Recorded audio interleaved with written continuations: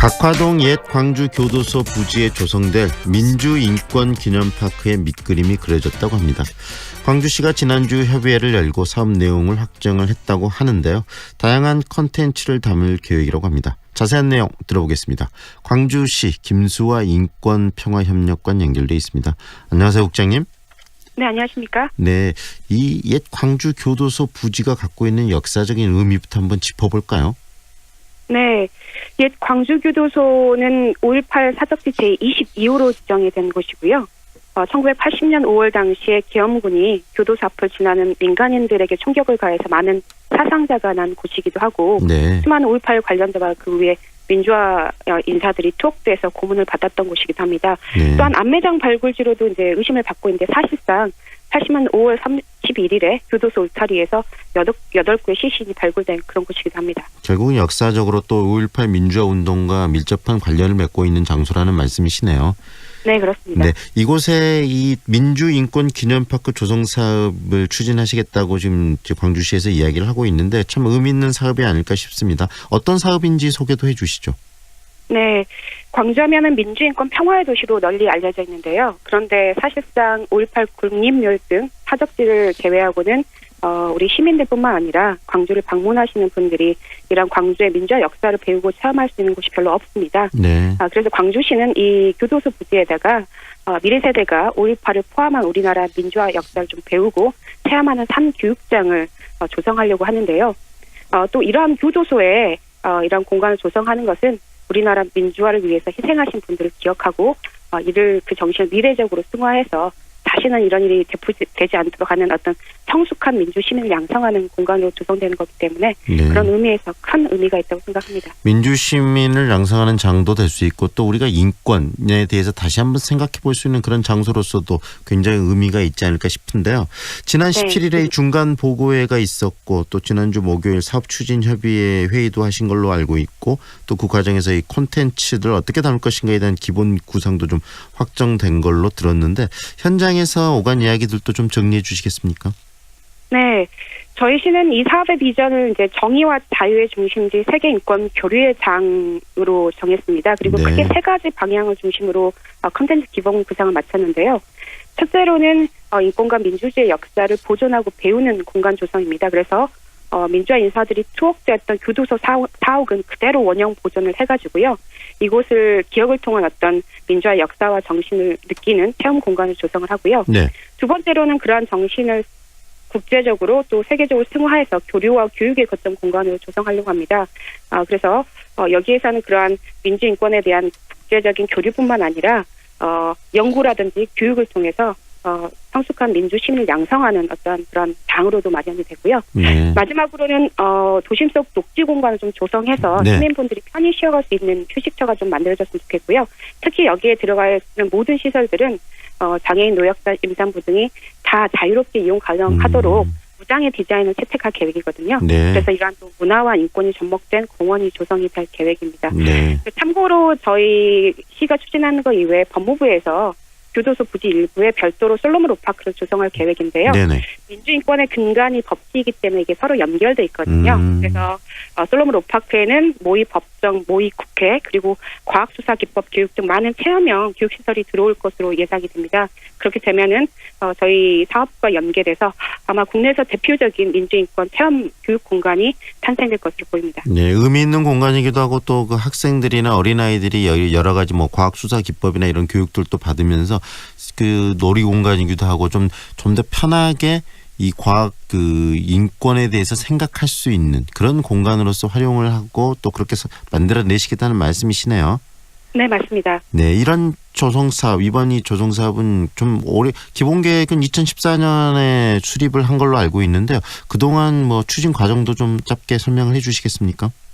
네, 말씀하신 것처럼 2014년 2월에 저희 시가 기본 계획을 먼저 1차적으로 수립을 했는데요.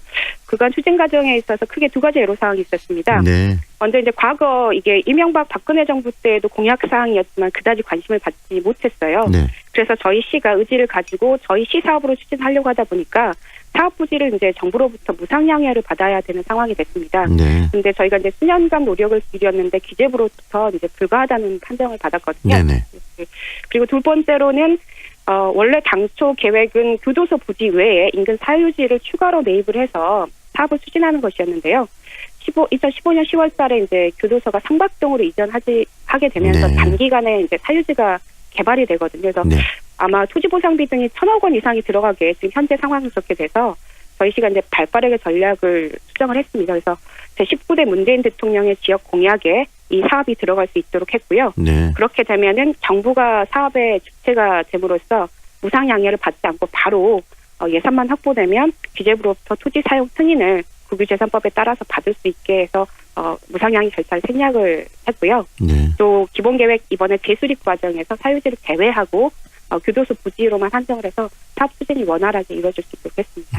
그러면 방금 두 가지 말씀하셨던 것이 이 부지를 받는 확보하는 방법, 그다음에 예산이 두 가지가 좀 어려움이 있었다는 이야기를 하셨는데 그 두 가지는 그럼 지금 현재로서는 해결이 된 건가요?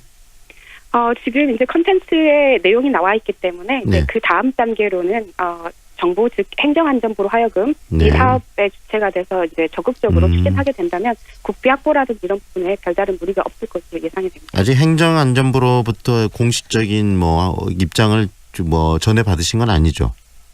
행정안전부와는 저희가 긴밀하게 협의를 하고 있고요. 네. 이제 저희가 컨텐츠 구상안이라든지 이런 기본적인 내용이 마무리가 됐기 때문에 네. 이 부분에 대해서 가서 설명드리고 지속적인 협의 과정을 통해서 추진하려고 합니다. 좀 이게 행안부에서도 이게 그 정부의 지역 공약이라는 사실을 잘 알고 있고요. 네. 지금 그 부분에 대해서 같이 긍정적으로 검토를 하고 있습니다. 긍정적인 검토를 하신다고 이야기를 하셨는데 정말 좀 긍정적으로 검토가 잘 돼서 이게 좀 추진이 됐으면 하는 생각이 듭니다. 이 민주인권기념파크 콘텐츠들에 대해서 관심이 드는데 구체적으로 이 콘텐츠 어떤 방식으로 좀 채우실지도 광주시 계획을 좀 이야기해 주시겠습니까?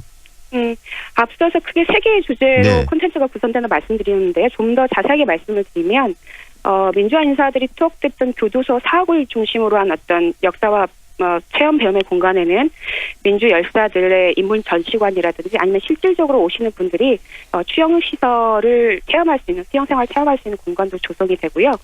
또 AR과 VR 등 3D 입체 기법을 통해서 80년 5월에 어떤 재현된 어떤 영상이라든지 이런 것들 실제로 보고 듣고 체험할 수 있는 그런 시설도 들어올 예정입니다. 또한 교류와 교육의 거점 공간에는 어떤 세계적인 인권 허브 공간이 조성이 돼서요. 네. 인권 관련 국제기구 유치라든지 행사 개최가 가능한 컨벤션 공간이 들어서게 되고요. 또한 저희가 민주인권센터가 조성이 돼서 여기에서 바로 민주인권과 관련된 교육이라든지 연구 시설이 들어서게 돼서 역동성을 좀 가지게 됩니다. 그 이외에 이제 공원에는 시민들이 쉬어갈 수 있는 공간 외에 네. 인권과 또 인문학이 만나는 도서관이라든지 다양하게 시민분들이 오셔서 같이 참여하고 할 수 있는 그런 공간들이 만들어지게 됩니다. 네. 이렇게 민주인권 기념파크가 세워지게 되면 어떤 기대 효과가 있을까요? 서울에는 98년도에 서대문 형무소 역사관이 개관을 했습니다. 그래서 매년 수십만 명의 관람객들이 찾아오고 계시거든요. 네. 그리고 이제 외국 사례만 보다 하더라도 폴란드 이제 민중복리 박물관 등에서도 비롯한 독일이라든지 이런 나라에서도 많은 외국인 관광객들이라든지 찾아오는 이런 대표적인 역사 박물관들이 있습니다. 그래서 저희 옛 교도소 부지에 이러한 민주인권 기념공원이 조성이 되면 서대문 형무소 역사관과 더불어서 우리나라를 대표하는 민주인권 체험 교육장이 탄생을 하게 되는 것이고요. 네. 또한 단순하게 관람하는 시설 외에 설명드린 것처럼 교육과 교류가 함께 이루어지는 복합적인 인권 문화 공간이 될 것으로 기대를 하고 있습니다. 네. 그리고 앞서 말씀드린 솔로몬 로파크가 들어서게 되면은 우리나라를 대표한 최대 이제 민주인권 공원이 조성이 될 건데요. 네. 현재는 이 솔로몬 로파크가 대전과 부산에만 이제 개관이 돼 있거든요. 네네. 그렇다 보니까 매년 호남권에서 수만 명의 학생들이 영남으로 이제 그 체험구역을 가게 됩니다. 네. 근데 지금은 이제 솔로몬 로파크가 들어서게 되면은 같이 연계되는 어떤 다양한 체험 시설들이 들어오기 때문에 네. 호남권을 비롯해서 전국에서 많은 학생들이 올 것으로 기대를 하고 있습니다. 네.